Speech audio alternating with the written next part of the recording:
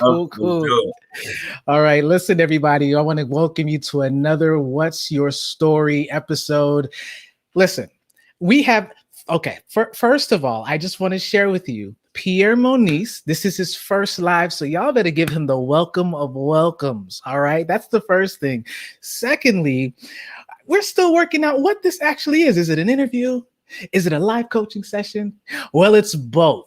And what we're doing is we are taking and exploring personal and professional stories and refining them in real time. That's what we're doing, guys. So listen, if you haven't, I want you to go ahead and share this as we are going through this process. And I'm about to introduce Pierre Moniz to you. And but before I do, Pierre, I now this is a little unconventional, right? Before introducing, I want you to just tell the people how you feel. Like before I introduce you, how do you feel? Oh man, I feel great. It's Friday. I'm blessed. Just an opportunity to share, inspire. I'm great. I'm feeling it. So yeah, I'm looking forward to get into this and hearing all the great feedback. Awesome. All right, everyone. So listen, Pierre Moniz is a high energy relational leader with a passion for inspiring people to reach high levels personally and professionally. So after completing an MBA, he joined an administrative fellowship program for a major healthcare system, and he matriculated within 8 years. Guys, okay. Some of y'all don't know, but this is huge. Within 8 years to become the chief operating officer for a 400-bed hospital. That's major. So currently, he's serving as a regional SVP of human resources for a large national healthcare system. And Pierre is instrumental in collaborating with high-powered executives to positively impact the health and well-being of colleagues and communities. His mission is to help you enhance your leadership journey by sharing his own experiences. Listen, you are in the right spot. You're in the right place. This is awesome. So both his successes and failures have allowed him the opportunity to share his unique story to motivate and to inspire people from all walks of life. Now, what I didn't mention in this bio, guys, is that he had an opportunity to play. It was the violin in a. It was like an all-star youth symphony back in the day. Like, is that am I correct? That's correct. Yeah. Symphony orchestra. Yeah, violinist. Okay, that's what's up. Okay, so we're gonna hop into the story piece, but before we do, make the connection. I'm gonna see if we can make a connection between your musicianship and now you as a healthcare executive. Like, that is a very interesting kind of, just path there. Just talk about that a little bit, and how did you transition from violinist? I mean, and you're in a symphony, so this is not something that you're just doing lightly. Like you're seriously, at least at some point of your life, considering being a musician as a career, right? You got to, right, in the symphony. How do you go from violinist to healthcare exec? That's huge. It's interesting. Yeah, very, very interesting. Honestly, my family being a musical family, looking back at it, I was into it because that's just what I did, but really drew parallels. I mean, working with a team, collaborating, is one thing to perform in front of a crowd, in front of, an audience, but behind the scenes, you're spending hours practicing. So that discipline early on really, really helped me set me up and realize, regardless of what I did, there's behind the scenes practice. Regardless of what I did, I had to definitely work collaboratively with the team, whether I'm upfront or not. And I just took those experiences and just allowed myself to just, take that and grow with that. And I've been working with teams ever since. I like that. Listen, we're going to go right into your story. So listen, guys, you know that most times when we do the What's Your Story, we talk about the founder's story, right? We go through the backstory, which is the who, what, when, where, why. It humanizes Pierre and allows us to understand where he's coming from in the context of the journey that he's going to share with us. But then we hit the catalyst, okay? The catalyst is the call to adventure. It's the thing that plants the seed for him to do something great. And then we hit the big event. The big event pinches him to make a decision. It's this huge life moment, whether positive or negative, that slingshots him into the midpoint. This is the point of no return in the hero's journey. It could be part of the belly of the whale experience. It's this moment where he decides to intrinsically motivate himself to go all in, whatever it is. And then when he switches over to the crisis, where he realizes, oh my goodness, did I make the right decision? I'm not sure. He crosses the threshold, and now he is wondering whether or not he's made the right decision. Did he make it too prematurely? Like, whatever it is, the crisis is designed to question, in this case, his purpose, to question whether or not he is doing what he is called to do. Climax is the final showdown, guys. It's usually between you and yourself. And so in this case, Pierre is going to explain to us what that really is all about. And it is the moment where you start to become aware that you have everything that you need in order to overcome the challenge, the major challenge of embracing, in this case, your purpose. And then the realization. This is the acknowledgement. It's the conclusion. You may not have won the war, but you are a winner, or you did win the war, but now it's like, okay, what next? Okay. So the realization is kind of like putting a bow. It's a conclusion to this story. Now, we all understand that we have more than just one story in our lives. So today, Pierre's going to be sharing us an angle or perspective of what could probably be his signature. I'm interested. This is going to be interesting, guys. His signature story when it comes to his purpose. And at the end, we hit 5 life application lessons. And Pierre, it is all on you, man. So let's go ahead and dive right into the backstory. And just to note, as I said before, you don't have to start off with your upbringing or your young adult years. It's whatever is necessary to explain the catalyst that will be coming up. So, floor is yours. Yeah, no, excellent. I'm happy to start and kick this off. So I guess for backstory, I have to really start, my senior year in college as a religion student, theology major. The goal is to get a job. Obviously, you have interviews. And interestingly enough, I was the last person without a job come the end of my senior year. So really, the whole point of college, right? You invest all this money into education, wanting to transition into the real world. That never happened. And it wasn't until literally the last week of school, I was given an opportunity to interview, and I landed a job in Tulsa, Oklahoma. And the reason why I think that's a backstory is, what I thought at the time, 21 years old, thinking, hey, you know what, I'm going to be maybe a youth leader, be an associate and help, a team out. They've asked me to be, the senior leader, the senior pastor of a significantly sized church. And it was like, wow. Really caught me by surprise, and they saw potential in me. They saw an opportunity to build with that team and to bring something special. So that really kind of started off my story from a leadership standpoint. Okay, so let's talk about this. So you said they asked you to be a senior leader as far as a senior pastor or senior leader? Okay, senior pastor, yeah. Mm-hmm. Senior pastor. And so let's back up just a little bit. This is interesting. So you're in your senior year of college, you're a theology major, last person without a job, who's, and I guess back then, I don't know if they still do say like where you get called or picked up. Is that kind of the terminology, which is interesting, right? Because we're talking about calling today, right? So you're the last person to get a calling. Did you feel as if pastoral ministry was at that time your calling? I did, and I really felt that, I had a story to tell. I had a gift to share and inspire people, and that was the avenue I was going to do that. And that's where I feel like I was at the right place at the right time to be moving forward. Okay. So I'm gonna put there, you believe that it was your calling, but then in senior year of college, you were it was kind of like now I'm not big on sports, but this was kind of like Tom Brady, right? He was like the last draft pick or something like that, right? So you kind of, I'm hoping I'm getting this right with the sports, man. If I'm butchering it, just let me know.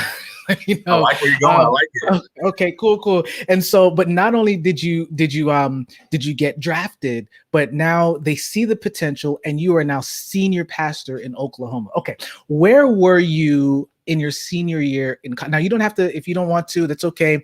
What college, or at least what state, or where were you in from transitioning from that place to Oklahoma like that? I think that's going to be an interesting tie too. Yeah, well, even more of a backstory. What was really critical was, I went to Southern Adventist University, in Collegeville, Tennessee, and being from Florida, being asked to go to Tulsa, Oklahoma, at the time, I didn't even know where Oklahoma was on the map. So you got, although I felt called, it was almost a conflict still of, do I go? is this where I need to go? All my people, my family's in Florida. I have people up north in New York, New Jersey, but Oklahoma. So it was, it was very interesting, and I really felt that I had some people around me that encouraged me, say, "Hey, God's calling you. Hey, go forth and definitely be obedient." Okay. So,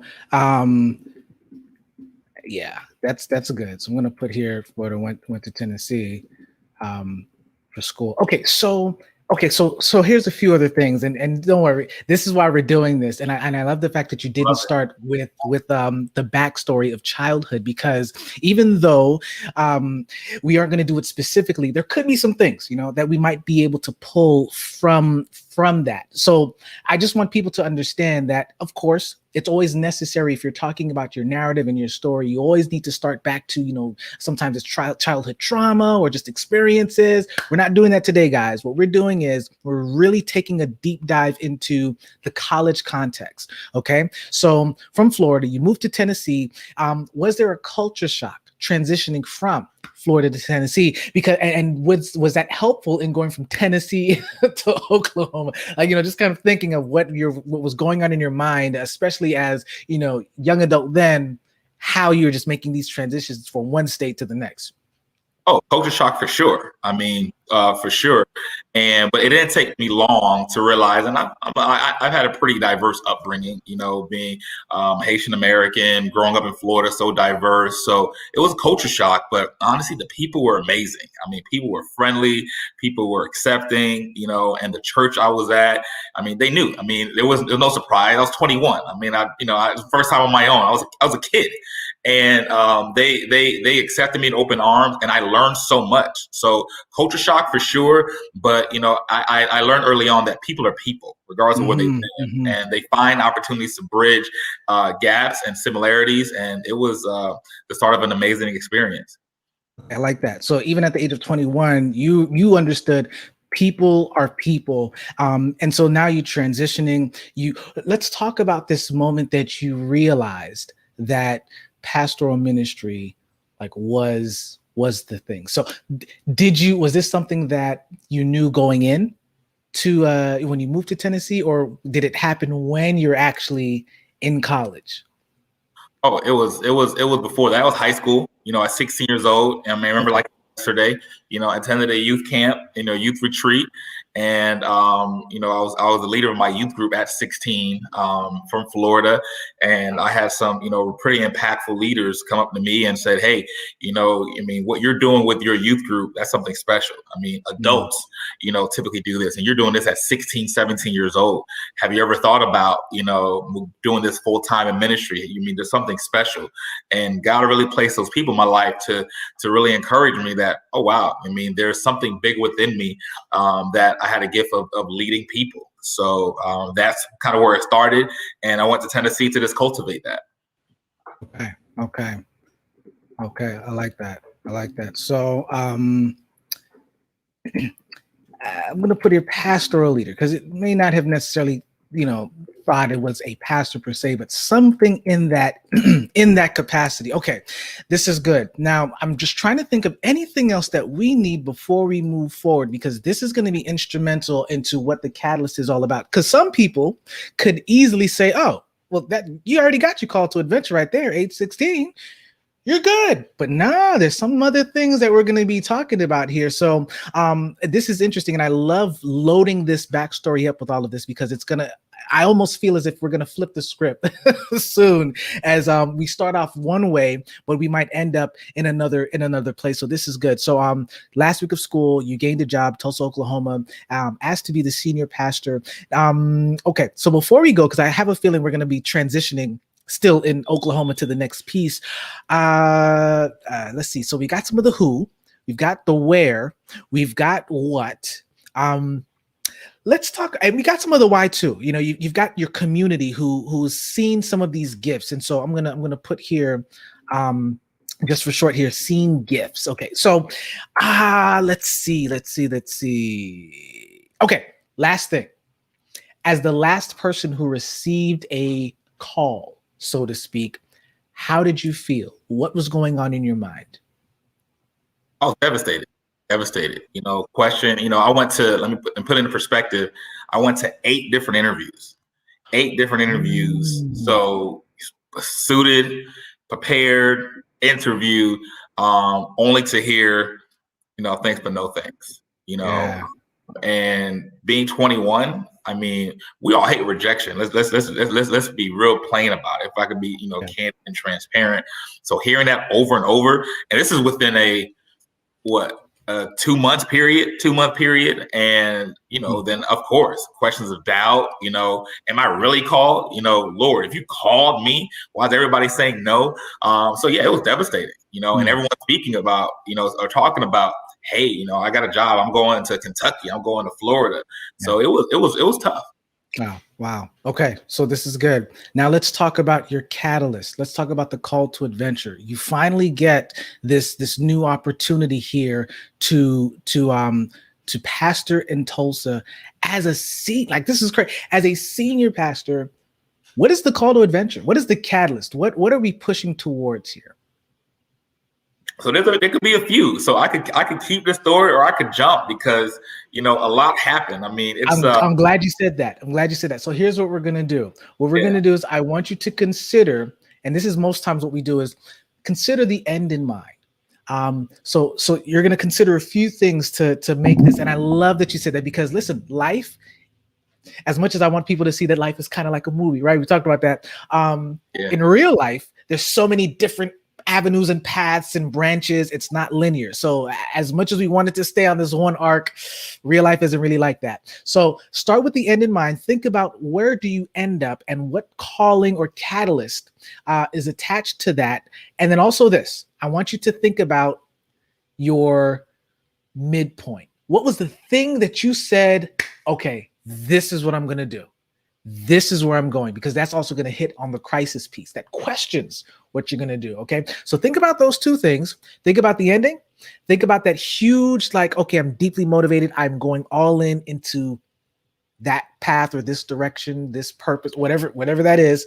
And then let's now circle back to, what was the seed that was planted, or the person that did that? Now, if it's already in here, because we have one here at 16, we also have one at 21, right? So we've got some pieces. But if it's something else that allows us to see where you are now, then it's flexible. So whatever I have written down, don't worry. This is designed to be moved around and shifted, and to really dig into, shaping the story. Okay. So catalyst, I'm going to jump a little bit here. So, or fast forward, if you will. I'm now in Central Florida, and I am in a leadership development, residency program, fellowship, if you will, learning healthcare leadership. So I transitioned from Oklahoma, and now I'm in Florida, and I'm learning all over again. So, I left college, senior pastor, and through a series of events, the Lord says, hey, this is where I want you to be. So I would definitely say that was a catalyst, because now I'm transitioning, territories within the United States, right? I'm in a whole nother part of the country.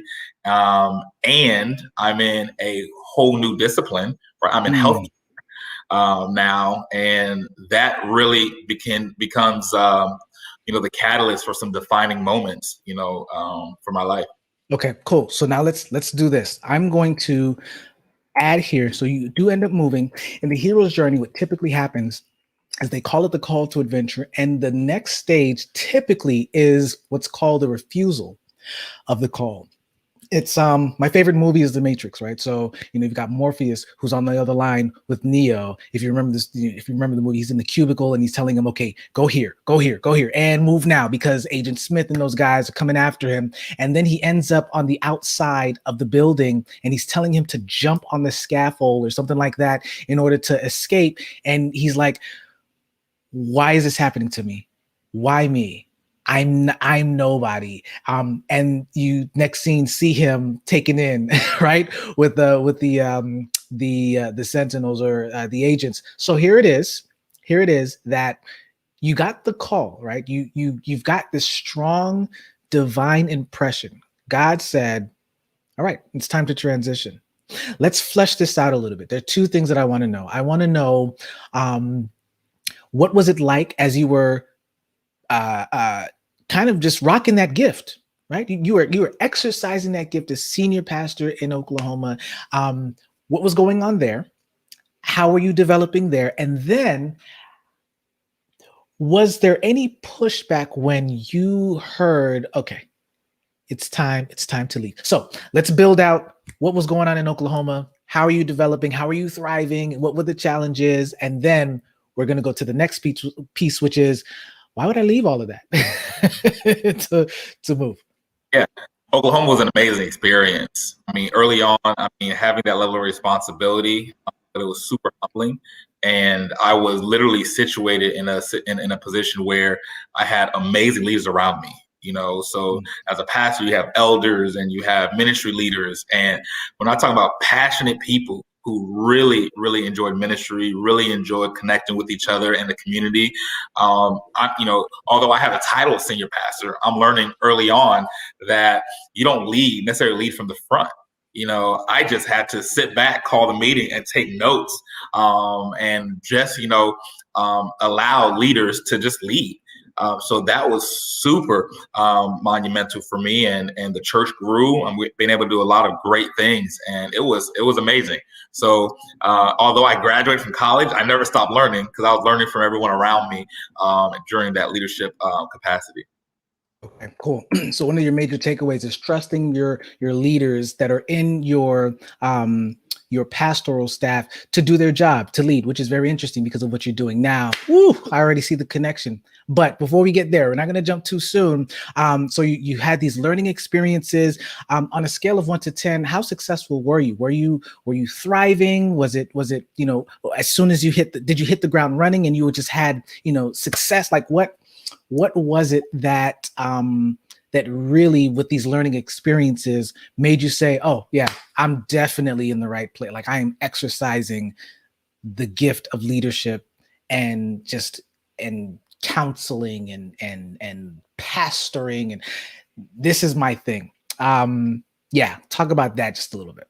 Yeah, no, a great question. I mean, we were doing some amazing things. And I won't say because I was just a small piece of that. The church was growing. I mean, at one point from almost there's 40 people attending to like close to, sometimes, 200, 300, 400 people.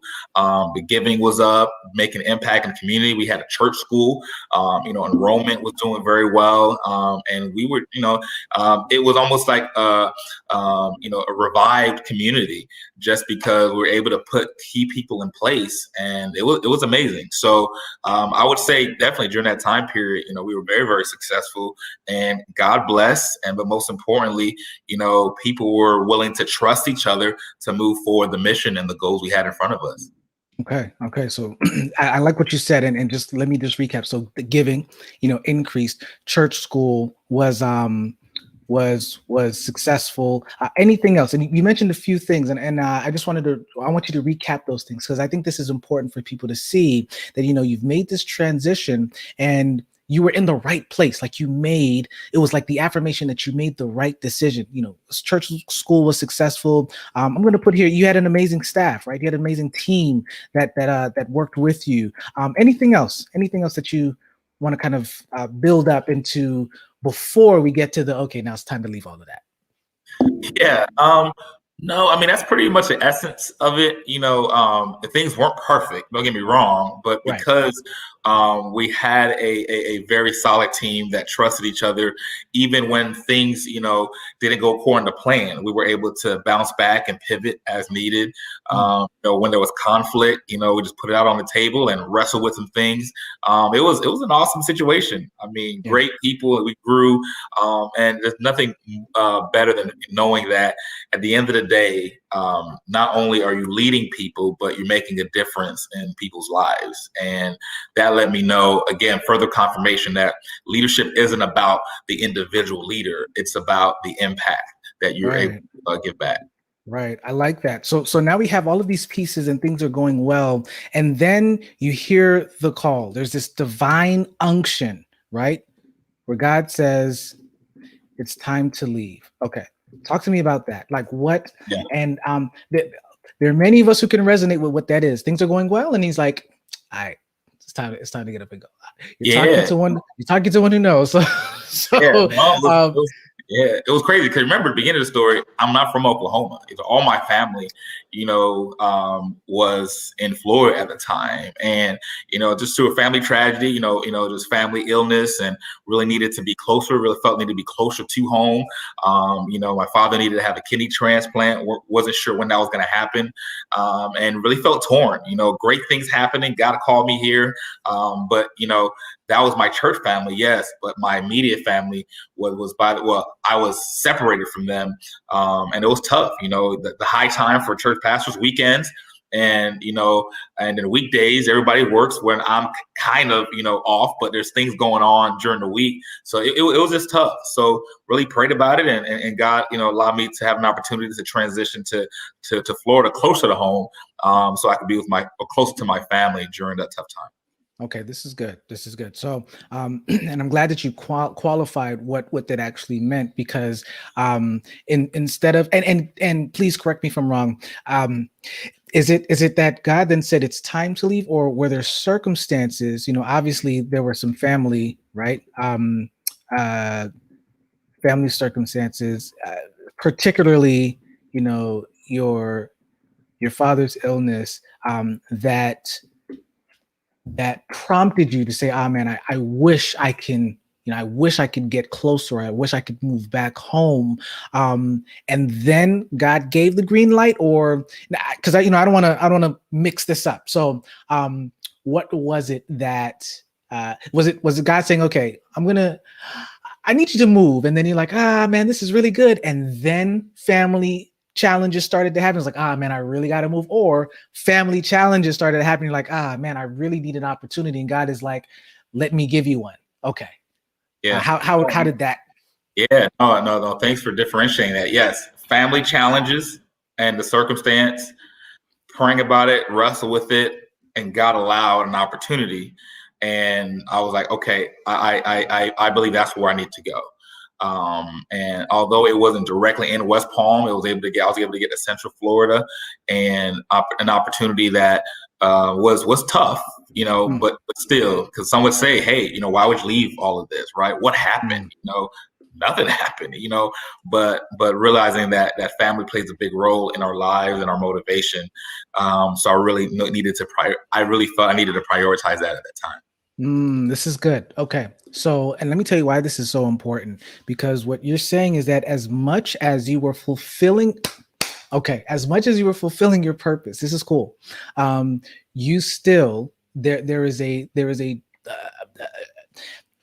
draw, or there's a pull, a prioritization that family, bear with me here. Family, it doesn't supersede purpose, but your family superseded your personal ambition for fulfillment. I'm trying to work it out. Richard, working this out loud. It was as if you felt as if you could do the same thing and have, in a sense, the same success or fulfill the same calling, and you didn't have to be in a location to do it, a specific location to do it. It could be done by, okay, let's back up again. Do you think, or do you feel like now in retrospect, by you moving back home, or at least closer to home, that was the desire to kind of exercise what you were doing in Oklahoma for your own family? I'll be honest, at the time, I didn't, I was so lost, I was so confused, right? I'm over here 21, 22, and most people in that line of work, like, you've made it, you're great, right? You're a senior pastor, you have everything you need. But for the first time, I had to wrestle with career versus calling. So was I only fulfilling my calling if I was pastoring that church? Was I only fulfilling my calling if I had that position? And I had to wrestle with that. And then I got to the point where I realized, if this is truly my calling, I mean, God's going to put me in a position to be impactful wherever. And it's clear for me to articulate now, but back then it was still tough. So Yeah. No, that's really good. That's really good. So okay. I like what's happening here because you now talked about career versus calling. Now this is good. So let me add this here. So family circumstances allowed you to move back home, but then there is now this idea of career versus call. And would you say that that's because Oklahoma was very successful? However, now, what would we put here? However, family was more important, or like what would be the encapsulation of what that Yeah, means? I had to prioritize family at a particular time.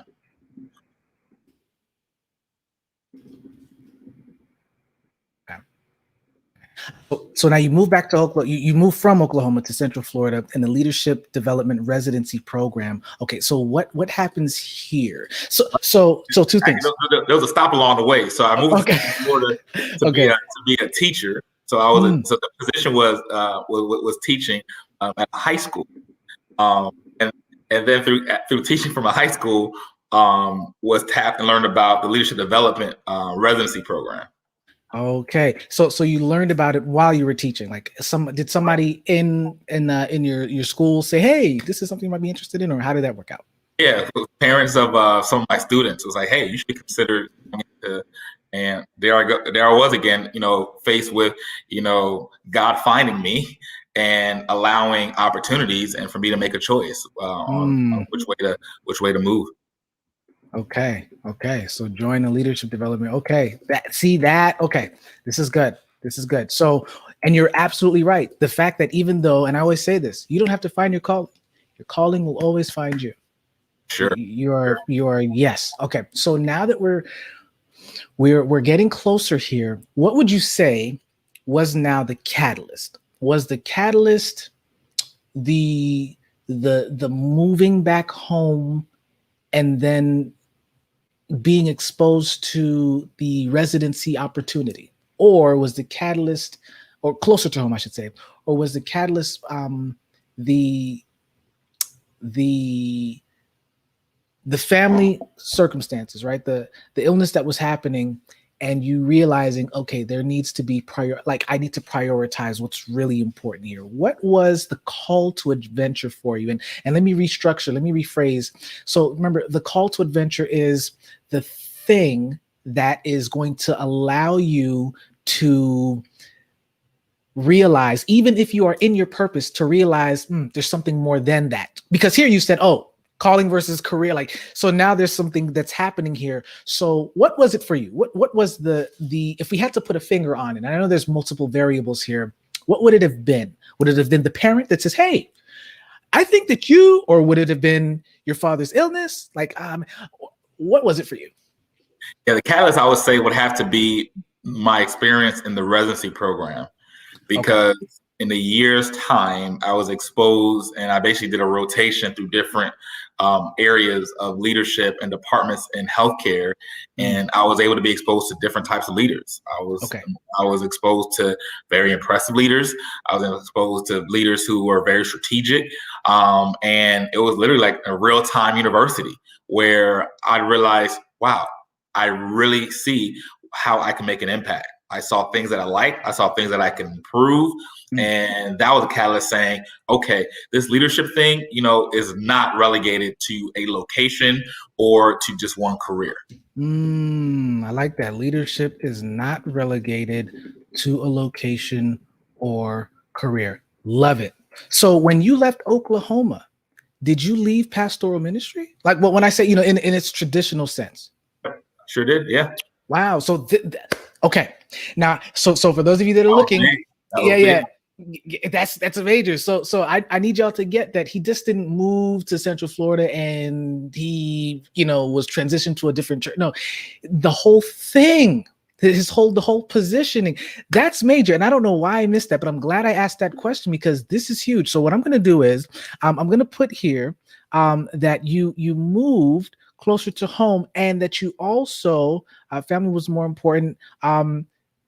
Moved closer to home and left What would we call it in its traditional term? Like, you left pastoral, like what would it be called by leaving? Like, because I know that there are nuances to this thing. So Yeah, I mean, in the carnal sense, yeah, I left pastoral ministry. okay. Yeah, in this cardinal sense, because I'm thinking he's still, he's still got the leadership piece, but okay. So, but for Or me, office. say it again. Oh, Or pastoral office. Yeah, office, maybe. yeah. Um, but for me is, I wrestled for a bit, and I realized that, Yeah.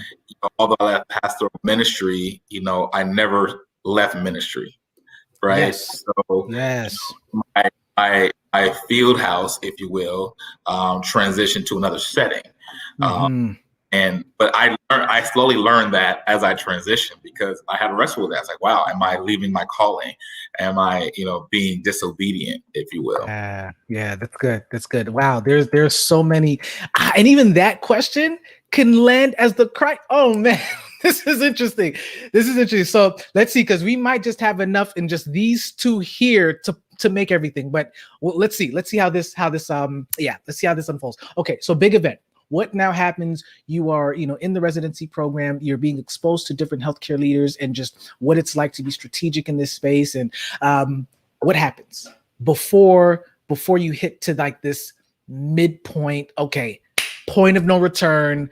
I'm going all in. Now, if that already happened, then we need to backtrack and pull some things out and stretch it across. But if not, what was that big event? Big event, the residency program was an opportunity, from a training piece. However, you're supposed to land the goal is to land, an actual position, right? You can't just, they're not going to pay to keep learning, right? So, Right. so I was able to, I started kind of my healthcare career, if you will. And, I would say the big event is really, then now almost being recalibrated, working with teams again. So what I was doing in Oklahoma as a pastor, where I had church leaders, where we're accomplishing and moving forward to accomplish a vision and goals, I'm now doing the same thing in corporate America, if you will. So I have a team that I'm in charge of. I have, people in different positions, again, more experienced than me, older than me, wiser than me in so many different ways. And I'm back in my sweet spot of, okay, let me ensure that as a leader, I'm putting my team in the best position to be successful. So, so I would say that big event was almost that confirmation that, okay, I am still working with the gifts that God has given me to inspire leaders. And then again, I was in the area of human resources and recruitment, where things were going very well because of the amazing team that we were able to put together. I like that. I like that. So would you say that was the okay? So the starting of the healthcare career is the big event, right? It allowed you to have this. It's not just happening in Oklahoma. This thing is it's anywhere. I'm bringing this thing with me. Now, did you get that kind of sense and feel when you were in the residency program? Or was the residency program more about just kind of being exposed and learning, and then the career opportunity was, oh, wow. Like, in other words, were you able to exercise the calling in the same way that you did in Oklahoma in the residency program? No. And I mean, okay. Yeah, honestly, it was really transformational from the standpoint of, you gotta understand, a residency program is almost like a glorified internship. You're learning, and no disrespect. I mean, so typically you come out of college and you have all the theory and book knowledge, and now they're giving you kind of real life exposure, not experience. You work on some projects, but you're like the intern, if you will. You're the resident, you're the fellow. And, but I'm coming with not only real world experience, I was a senior pastor of a church. So the humility piece of it was like, we don't care who you are, you're here to learn.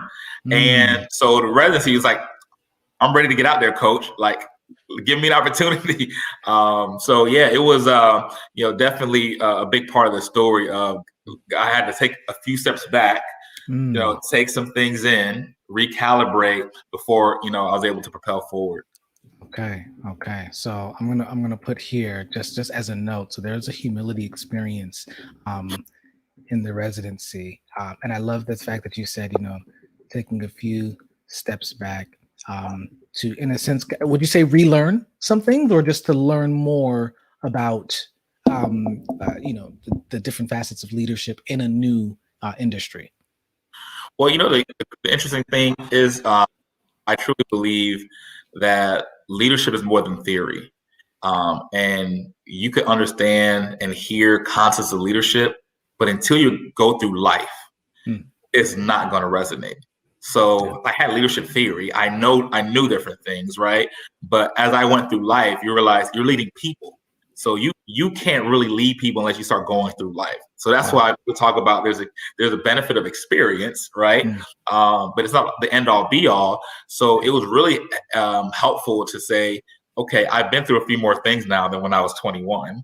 And I could bring more to the table because now I had a different lens of leadership. Okay. Wow. Okay. I like that. I like that. Looks like, but with leadership,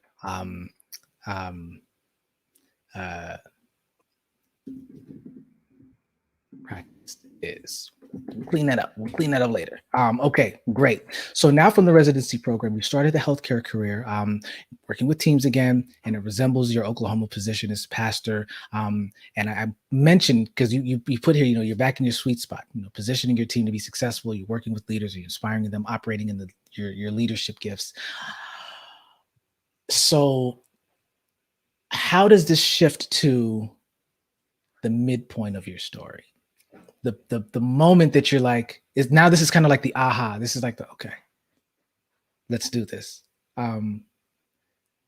Now, if it's difficult to find it, it's because we probably already have done it.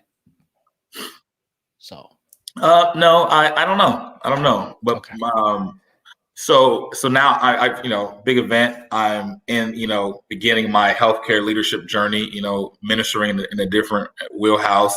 And I would say that the midpoint came where I moved from residency to, you know, a leadership position, and then moving into another senior level of leadership, moving from there. So I would definitely say the midpoint would have to be, you know, getting further confirmation. So I received a position, right? I become a manager, but then moving into a higher level of leadership. So at that point now, I'm moving into being a leader at a director level at a hospital.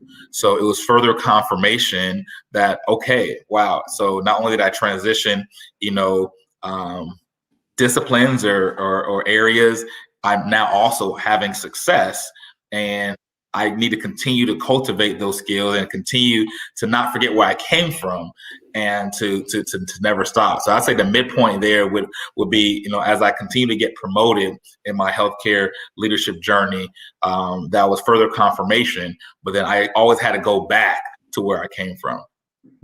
Okay. So I'm going to put here further confirmation. Now, this is interesting. And the reason why this is interesting for those who have followed most of the What's Your Story format, I want you guys to see that at this point, the midpoint can, and it looks like, as we're kind of working this thing out, it can be a few things. And in this case, it's not the moment where the music starts queuing up and, you know, he's making the final decision to fully walk into his purpose. And I like the fact that that's not the case, because even though that could be, and here, this is important, guys, even though that is another perspective or angle or timeline for another part of Pierre's story. But today, what we're looking at is where he's already in the gifting. He already has the calling of leadership. As a matter of fact, the catalyst is really calling him to do leadership in a different capacity, to express or to exercise the gift of being able to rally teams together, mobilize teams to fulfill, to create, not to create, but to execute a vision. So, you know, creating and executing a vision. So here it is that we're at the midpoint, and the midpoint would be like the moment where he's solidifying his place. And I think that that's what we're going to interpret today, at least for this particular story, this narrative, what your midpoint is. It's not that you were still kind of on the fence and you needed another push and now you're finally all in. Listen, there are a lot of people, and this is why this is so important to have these different kinds of stories, guys, because some of you are already all in, so to speak. You know exactly what you're doing, but there could be a moment in time. There could be a moment in your narrative where the promotion or whatever it is, the circumstance, the experience for you creates even more resolve, where you say, yeah, this is it for life or for this season, And so this is going to be interesting because what's happening next, as he has this further confirmation, so he moves into a higher leadership position in the healthcare system. That is the midpoint. That's almost like the solidification of the call, right? The catalyst. We hit crisis. Talk to us, Pierre, about, now remember, the crisis is going to directly tie to, in this case, because it's a purpose story, to calling. What was that? So I'm in leadership. I'm at one particular healthcare facility, moving up the ranks. And what school or life never prepares you for, the crisis from a professional standpoint, is our transitions. So I'm working with a team, right? I'm working with not just the team I'm leading, but the team that I'm working with. So my peers, and my leadership team is gone now. So literally in a matter of 6 months, people being promoted, transferring, leaving the organization, the team that, kind of my work family, it dissolves. So, and I'm the only one standing that was there. Now I have new leaders coming in. So it was almost like a defining moment. It was a defining moment of, okay, everyone that I'm leading with, that I'm in a trenches with, looks very different now. So although I did have confirmation of leadership, but now I'm in a rocky place because now I have to get to know a whole nother team. It's like almost like, if I use a sports analogy, I know you're not big on sports, but it's like I didn't get traded, but the rest of my team did. And I'm not, it's almost like starting at square one. So you have a sweet spot and you're moving with a team, because leadership is all about teamwork. The team that works underneath you, the team that works above you, the team that works with you. And so typically, you have one person transition to, but when you have an entire team transition, you're the last man standing, literally. It rattles you. It shakes you up. So now you got to build relationships again. You've got to build trust again. Sometimes you even question, am I supposed to still be here? Right? Should I be looking for something else? So I would say that definitely was a crisis moment where, within a short amount of time, the team that I was working with, my work family, although their family, they all transitioned to different responsibilities and we were no longer working together. Okay. I like that. You asked two questions. I only caught one of them. Your crisis question, because this is usually what I ask in this moment. Am I still supposed to be here? But you said a second one, and it threw me off when you read it because I was like, oh man, that's so good. And then you said another question. You may not remember it, but what was that second question? Am I supposed to be here? Am I still supposed to be here? What else did you ask yourself in that moment? I asked myself, am I still supposed to be here? And should I be leaving? Should I be transitioning as well? So why am I not transitioning? So, most people are getting promoted, new area of responsibility. So am I supposed to be here, at this particular facility, or am I supposed to be doing something different in another part of the organization, or maybe for another organization? Okay. Wow. Okay. This is good. So you're the last man standing. So I want to give some context here. So in 6 months, this is not in the same place that you were when you moved to the higher leadership position in this healthcare system, right? If it is. Yeah. Same healthcare system, higher level of leadership responsibility. So at this gotcha. So. Okay. Higher level leadership. Okay. Cool. Okay. Great.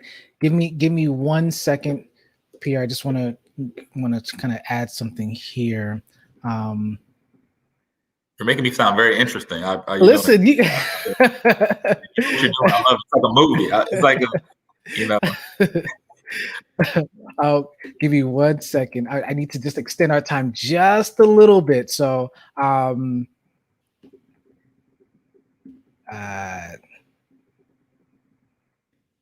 okay. Just wanted to make sure. Okay. So let me come back. Okay, here we are. 6 months, higher level leadership position. You're asking yourself, am I still supposed to be here? Should I be transitioning out as well? Let's get to a deeper crisis question here. Now, the question isn't about your capability, right? Your capability is not really in question here, unless it is. What else could you possibly be asking yourself at this very moment?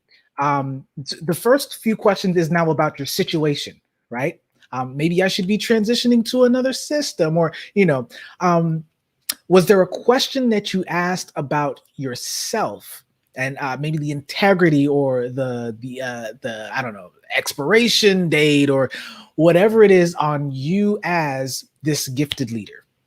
If not, that's okay. But I just still have to ask because maybe. Yeah, no, that was the main question. Am I still supposed to be here? And I think it was, to dig a little deeper into that.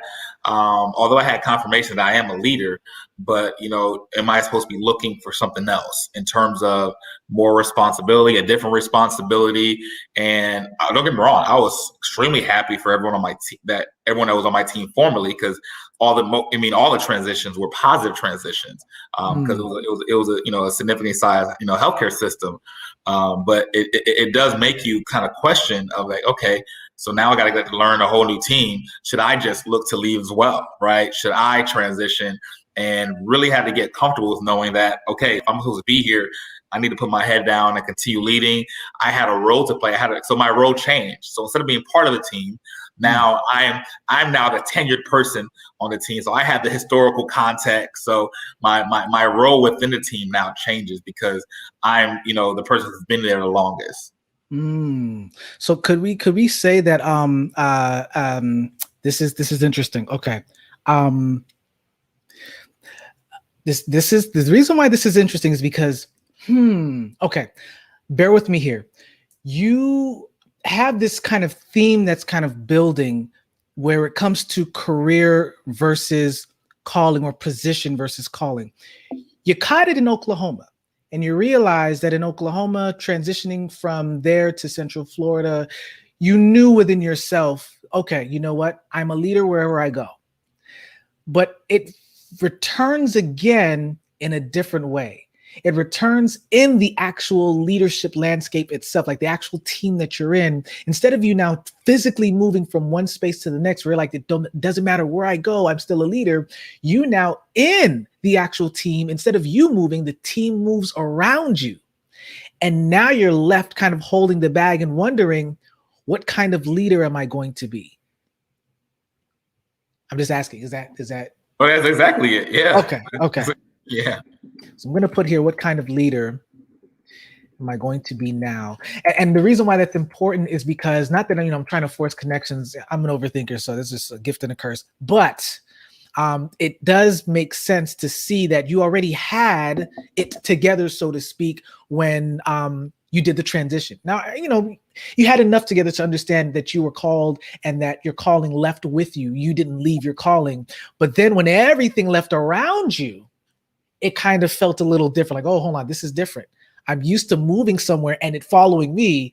But what happens when everything that I'm supposed to lead leaves? And how does that work? Okay, so I'm gonna put here this. Or maybe we could say, what kind of leader? So what kind of leader am I going to be now? Is what's my role as a leader? Okay, because remember, I still have the title, but everyone around me has changed and is changing. Yeah. So yeah, it's again, like when everyone else gets traded, instead of being, maybe sixth man off the bench, or you had a role, now you have a different role in leadership where now I am showing my new team members, where the cafeteria is, or, hey, this is how things have been done in the past. Doesn't mean it stays the same, but helping other people acclimate, where, again, it's a different role in leadership, and it's very humbling because, there's a lot of pressure as, people come into an organization because, corporate America, typically when leadership changes, they bring a whole other team in there. So yeah. No, this is good. Okay. So, so there's this idea of,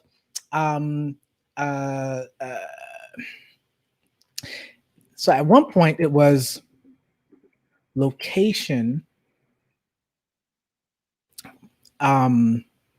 But now, man, I'm trying to frame this properly. So before it was location versus, that's not what I'm really trying to say, but now this case, it transitions from that to the actual role. And I don't even want to say role versus, would you say that because the role now seems different, that the calling, do you feel like it kind of not sabotage, but do you feel like it diluted or dampened the calling as leader because the role was now kind of uncertain? I'm just trying to figure out like what that could have been. If not, that's okay.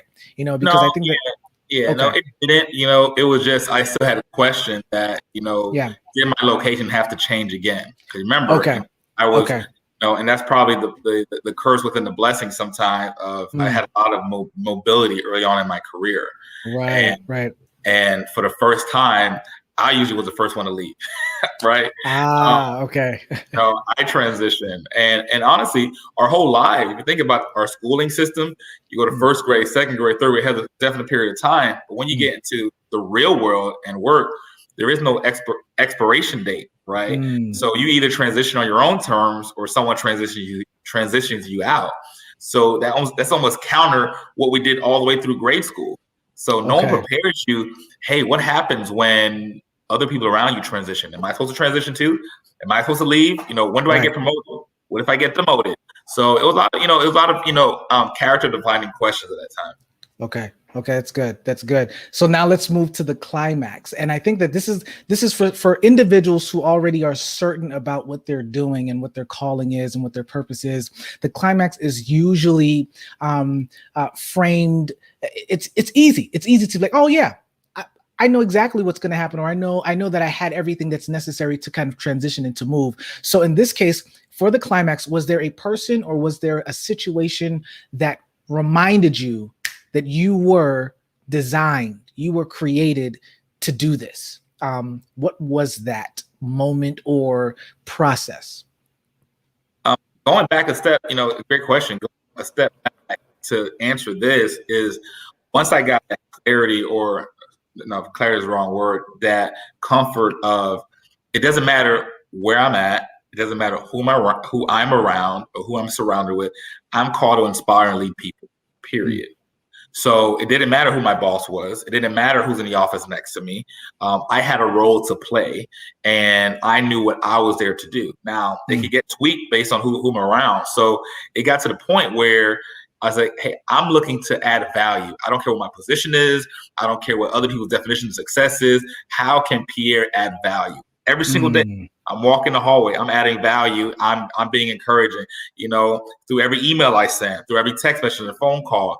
Because we're walking in and dealing with conflict. The higher your position in leadership, you're just getting paid to handle more conflict.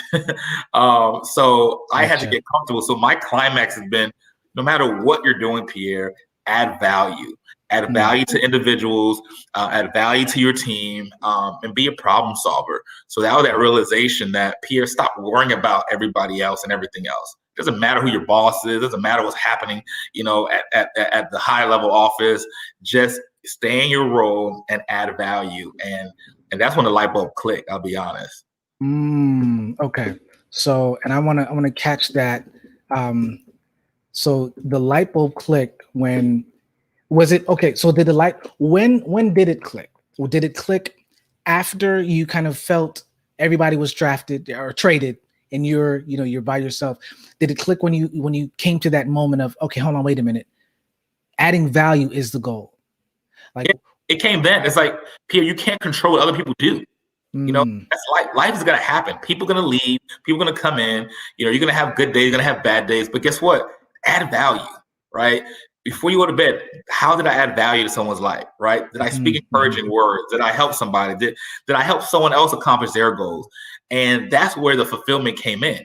Regardless of position, I don't care. They could strip my positions tomorrow, but am I happy with the value I'm adding? And Mm, that's what it was almost freeing, to be honest. It yeah, was, forget everything that goes on. Hey, I know my role. Let me keep adding value. yeah, yeah. Okay, I like that. I like that. So, and I like the idea that you said not even the idea, the reality, it was freeing. So I'm going to put here, it was freeing. And what exactly was freeing for you?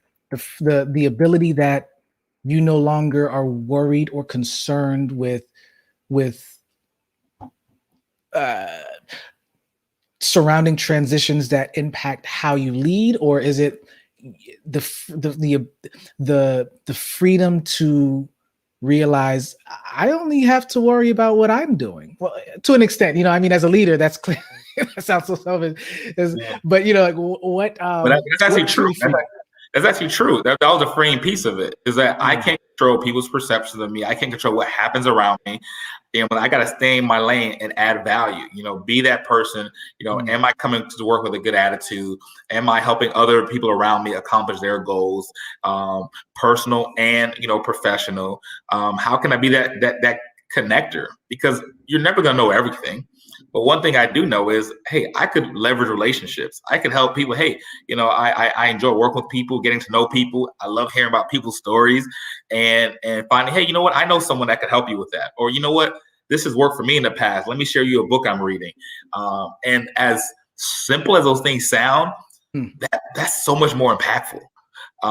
That's how you get people to trust you. That's how you get people to move in the direction you want them to move when you're a leader. Okay, this is good. So now we hit the realization. Okay, realization now is, and you kind of touched on it in the climax, but let's talk about fast forwarding to where you are right now and what you have accomplished, or maybe what your mindset is now. I mean, obviously we see that here in the climax, but yeah, talk to us a little bit about that, like the acknowledgement of, okay, now I'm here, now I'm doing or feeling or becoming this. Yeah, it's like every box, builds off the last box. So I just love the story concept. So yeah, we got to talk offline. We could do a lot with this.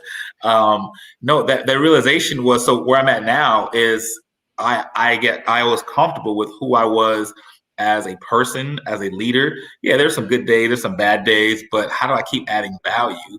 And sooner or later it becomes recognized, right? So although I was with an organization for 10, 11 years, and that was a big part of my life, when I was given the opportunity to transition to another organization, a larger organization, the focus was still the same. How am I going to add value? So it helped me. It was tough when I, decided to leave, my prior organization and join another organization. But I knew that purpose and that calling was, I want to continue adding value. I still have and love the relationships I've had in different places I worked. But I believe God called me to continue adding value and inspiring people. And that realization, the aha moment was, no matter where you are, where you go, add that value and people will recognize you, and you're going to inspire people through that process. I like that. So there's this add value principle where, you become, would the term be other centered, where you're looking to impact other people, or I don't know, maybe that's not other focused, or how would you frame that? Yeah, other centered, people centered. Yeah, I mean, you're looking at people past their position, but as a person. Okay. Because then it de-stresses, your work environment. Because even if I have a conversation with a colleague or someone I work with and it's tense and it's, it's negative, I look past that. I'm like, what, that person's having a bad day. Let me diffuse the situation. Let's pick this up tomorrow. When you start looking at personal people cues and say, hey, what's going on? Are you doing all right? You start not taking things so personal, because the personal piece could get cloudy and you start looking at that person. All right, let me add value to this person. And that value could be, we're going to pick up this conversation tomorrow. We weren't on the same page here. Let's just reset, regroup. And it's almost those soft skills that become more important than the hard skills. It's not about how much money you can bring in. It's not always about, how much you can grow the portfolio, but can you build trust in people? And that has allowed me to really navigate different corporate situations, if you will. And honestly, it's been a lot more fun. So the work is always going to happen, but it's the people you get to work and impact along the way that makes it so rewarding. Okay, have been successful by focusing on building trust versus, I was gonna say padding portfolio. Trying to find a, but yeah, I like, okay, because it's about the people. Okay, cool. All right, so we've got it. We've got enough. There's definitely more than we can add here. Let me zoom out. I'm going to go through your story. If there's anything, so I won't be able to see you. So give me the verbal cues. If there's anything that I'm missing or have mistaken, please go ahead and just chime in and say, it was this person or this date or this, this place, right, or whatever. And then we're going to hit the life lessons. All right, ladies and gentlemen, this is Pierre Monice's purpose story. Well, at least a version of it. Okay. So he's from Florida, right? So he's born and raised in Florida, West Palm, to be correct, right? Yes, West Palm. And he went to Tennessee for school, and he had a diverse upbringing. So even though there was a culture shock by going to Southern Adventist University, it wasn't unbearable. That's because of just being in a diverse place, also as a Haitian American. And so he realized this at the age of 21, where he kind of came to this understanding, people are people. So even though things are different, what's at the core and the center of this thing are individuals. Now, I'm going to add this here because little did he know that this was the beginning of the leadership journey, but actually it wasn't. And I say that because he believed pastoral ministry was his calling since the age of 16. As a youth leader, he was inspired by his community, particularly older mentors who suggested that he become a pastor, or a pastor who or I should say a pastoral leader, because of the gifts that they seen in him while leading this small youth group. And so we fast forward to his senior year in Southern Adventist University. He's a religion and theology major. I mean, it makes sense. You've got a community from your youth that have affirmed that this is the thing that you should be doing. And so now he's in college. He has done the right majors. He's checked the right boxes, so to speak. He has gotten the right grades. And he also now becomes the last pick, the last draft. He's the last person in his class, his senior class, without a job. And this could cause some kind of consternation. For him, it was devastating. He spent 8 different years. And as a matter of fact, this is interesting, 8 different interviews, I should say, and none of them took until the last week of school. I can't make this up. You can't make this up. It's movie stuff right here. The last week of school, he gets a job. He gets an opportunity in Tulsa, Oklahoma, and he's asked not just to be a pastor, but a senior pastor at that church. This is interesting. The reason why that's interesting is because when we move to the catalyst piece, guys, there are many learning experiences, okay, in Oklahoma. One of the major takeaways is trusting the leaders to lead. I mean, he was not the only person. He was not the only leader at that church. So I'm almost certain that when he came, it almost felt as if the onus of the burden was on him to lead and to just do everything. And he realized, hold on, there are other people with other functions and other roles to do the things that I don't necessarily have to do, but just make sure that they're doing them. My job is to lead the leaders, so to speak, to an extent. And so because of this, because of accepting not just his gift, but the nuances of what it means to lead, the church began thriving, or continued to thrive. He says that it was a revived community. The giving increased. Church school was successful. There was an amazing staff and a team that he had. Conflict resolution was easy, right? It was consistently achieved. And then we get to this piece right here, guys. As things are starting to just flourish, things are starting to thrive in Oklahoma, back at home, there's some family circumstances. His father falls ill, and he realizes at this moment that he wants to be able to move closer to home, and God allows this opportunity to happen.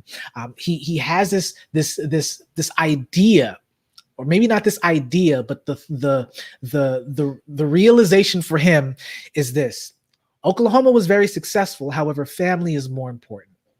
There's this weighing between the career and the calling, and there is a separation. He delineates between the two. He's like, it's not one and the same. And so it made it easier for him to do something that was major. Remember, he was the last person to get a job, last person to, in a sense, receive the calling in the career, right? The career and the calling, but he leaves the pastoral ministry. He leaves the office altogether, guys, never to return.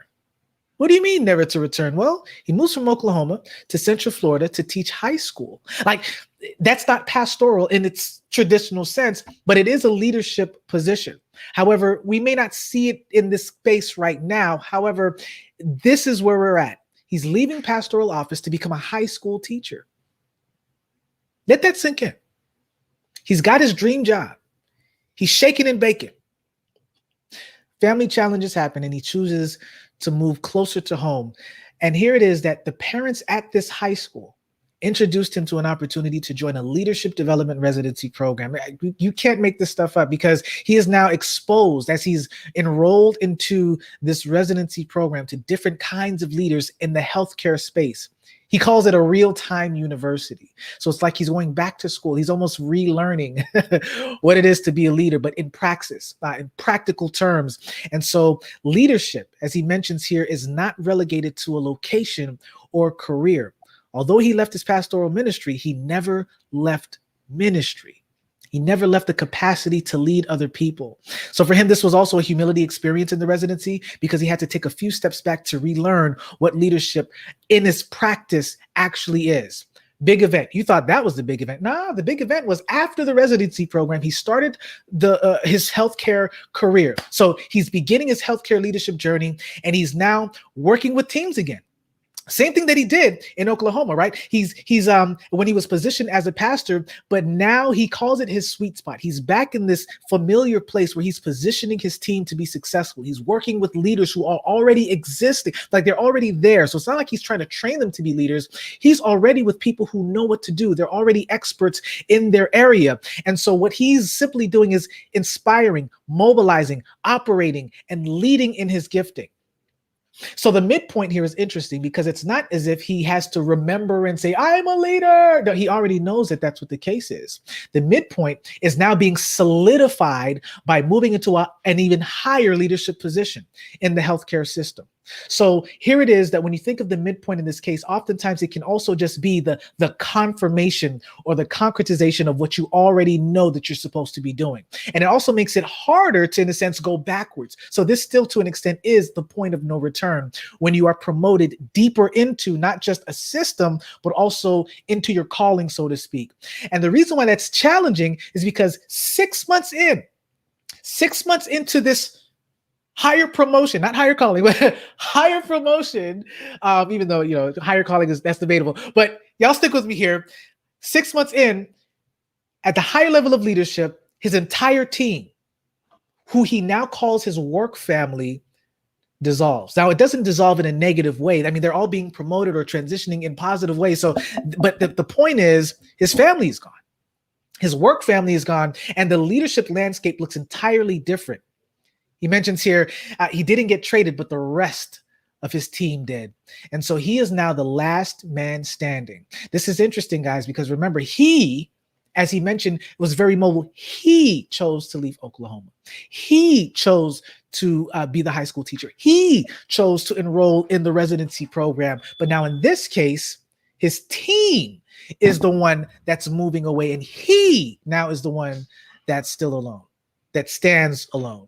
So the crisis question is simply this: am I still supposed to be here? Should I be transitioning as well? Now, remember, it's not am I still supposed to be here as a leader? It's am I still supposed to be a leader in this particular space? So once again, for those of you who already are very certain what your purpose is, this is kind of what it could look like for you as well. It's not necessarily questioning who you are as a person in the gift that you are, as much as it is, how should I function with the gift that I already have, that I know I'm supposed to do, that I know I'm supposed to use. And so here's another crisis question: what's my role as a leader in my current position now? This is a more nuanced story, guys, and it's nuanced because, once again, it's not the person who's not sure about their identity. No, Pierre is sure. He's certain about who he is. what he's supposed to do, but there's always still going to be a crisis. And many times, if you are the one that's if you are the one that's certain, if you are the tree planted by rivers of water, right? If you're the one that's certain, then what's going to happen is challenges still need to arrive. So even though you're the one that's planted, everything around you will get uprooted. It's either one of the other guys. And so here it is in this crisis. He's not the one that's, kind of wavering and thinking, no, he's stable, but everything around him is now changed. Everything around him is now uprooted. And so it begs the question, am I supposed to uproot myself as well in order to fulfill the even if it's just the feeling of leadership or the feeling of the calling that I have? Well, he goes back to this.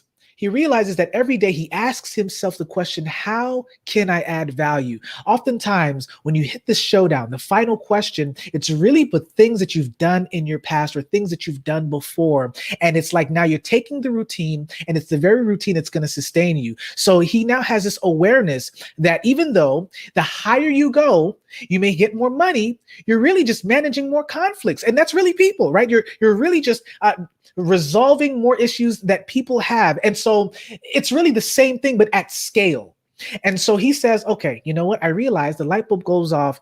I can't control what other people do or think, but I can control my own ability to fulfill my own purpose in my own role. And for him, that's freeing. It's freeing because he's now able to focus on maximizing his personal gifts by leveraging the relationships to empower, mobilize, and connect others to resources and solutions. That's important, guys. The reason why that's important is because even though he was stripped away in the sense of the team, he still knows and has the ability to connect other people still in his role. He gets a new team. He now has to rebuild a new team. And so the calling hasn't left. It's just that the shift happened with the people. And so he still is Pierre. He still is the leader. He still is the individual that has the gift and the ability to mobilize and to instill vision and to execute on those visions. And so listen, realization. And now he says comfortable, but I put also here confident because you got to be comfortable in your own skin. But there's also this renewed sense of purpose with who he was as a person and leader. See, transitioning to another healthcare system happened, but it was easier because of embracing the add value principle. So he became, or not even became, but he re-embraced being other or people-centered. So his ability to navigate corporate situations had been successful by focusing on building trust with people. It's about people versus, for example, developing portfolios. Pierre Moniz, this is at least a version of your purpose story. Wow. I'll meet that guy. Sheesh. Here's what we're going to do. Wow. 5 principles that you want people to take away, because they may say, this is great, but I'm not a healthcare exec. I don't really even know what my calling is yet. What would you say from the narrative that we just pulled from your own life? What are 5 things that people should gain from this? 5 life application principles. And 5. Well, let's see if I can get 5. But you know what? If it's 3, that's okay too. Yeah, you don't have to get all 5. Yeah. I guess number 1, we're all leaders. We all have the ability and capacity to lead. So you don't have to have a particular, position, title, income level. You all have, we're all called to lead. Everyone's a leader, and you just need to start leading in your area of influence. Okay, so I'm gonna put this. So first, and I should have given you the prompt. So most times, what we're gonna do is we're going to start with it's like a call to action. So I love what you said. Start. And so so we're all leaders. Now let's go back and what should they do is start. Go ahead. I forget where I was going. So start leading in their area of influence. So that with their family, their work environment, their personal circle, start leading where they're at currently. Okay. So you know what we can do? I think we can split this into 2 because the first one that you said deals with their realization, right? To understand that they are a leader, right? Understand that you, okay. Now we'll clean this up. But because I think you mentioned two pieces there. So there, look, we already knocked out two. Start leading in the area of influence. What would be another principle? Add value on a regular basis. You know, almost like don't look to be successful, just look to add value. Okay. Because everybody wants to be successful. Hey, I want to be a success. I want to be successful. How can I get successful? Add a value on a regular basis. Okay. Focus on value versus success. And would you say that focusing on the value, and I put your focus on value versus success, would it be safe to say focus on service? I don't know. I don't know if that's a stretch, but okay. Maybe, yeah. Chris, I gotta watch my time. I gotta transition soon. Okay, yeah, same here. And last one, or second to last. What's your next piece? You know, just don't take yourself too seriously. You know, life is gonna be full of conflicts, but you know, don't take yourself too seriously. I mean, yeah. I guess that's my big one there. Okay, and last one, if there is a last one. Oh man, last one. Just dream big. Dream big. We all suffer from imposter syndrome. Dream big. I like that. It's funny. The last one that from one of our previous ones, they said, you know, to kill the stinking thinking, and that's exactly. I like that. Yeah. Absolutely. Listen, Pierre, I want to thank you so much for just taking the time, the transparency, and the courage to just go ahead and share your story with us. Listen, anything that you want people to know about you, where they can find you, and what I'll do is just quickly I'll add it right underneath your name if there's a link or you know anything on social media that you want them to follow. The floor is yours. Anything that you're working on. Yeah, just launched a new website. You know, pierreinspires.com. You know, just looking to blog and just my leadership journey and takeaways, and hopefully to inspire you know people, and you know you can get in contact with me there. But Chris, thank you. This was therapeutic for me. I mean, I'm still learning. You know, I'm still growing. I'm still looking for a source of inspiration, and just going through this. I mean, this is impressive. This whole process. So thank you for the time you put just building this or learning to do this. You've done a very great job. So this is amazing. So thank you. But most importantly, everybody, stay encouraged. You know, be great. You all have a purpose. We all have a purpose, and you know, just continue to strive for better every single day. You heard it from the man, everyone. Listen, if you've missed this broadcast, go ahead and rewatch it. I promise you will be inspired, especially for those of you that are solid in your calling. Just know that there will be challenges, and Pierre's story is going to inspire you to understand how to navigate through those things, especially when times get difficult, and how it is that you can still serve other people with the calling that you are certain that God has given. Be blessed, and we'll see you guys in the next one.